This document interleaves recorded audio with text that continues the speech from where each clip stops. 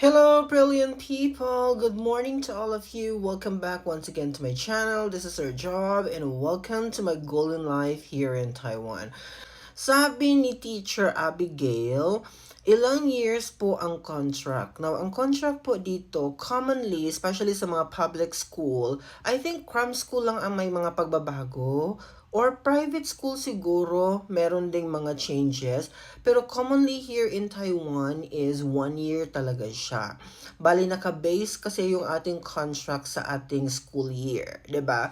So, pag mag-end yung school year, nag-end din yung contract mo at that. So, kaya dapat galingan mo kasi yung performance mo doon sa school year na yun ang magiging basis nila for you to be given another year to teach. So, every year po talaga, ina-assess po yung ating performance here in Taiwan.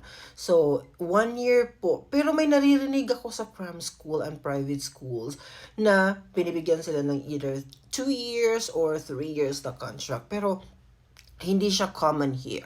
Usually talaga, 1 year lang ang ibinibigay na contract sa mga teacher. Renewable siya every year. So, yun po siya. But don't worry po kasi kapag ginalingan nyo po, as I said before, kapag ginalingan nyo naman, i-renew talaga kayo ng iyong school kasi mahihirapan naman sila mag-hire ng panibagong teacher, 'di ba? So, just do your best and I'm sure i-renew ka pa rin nila after a school year. So, yun lang po. Every year po tayo i-renew dito and wala po tayong chance na ma-regular here. Talagang nire-renew po natin yung contract natin every year as a foreign teacher.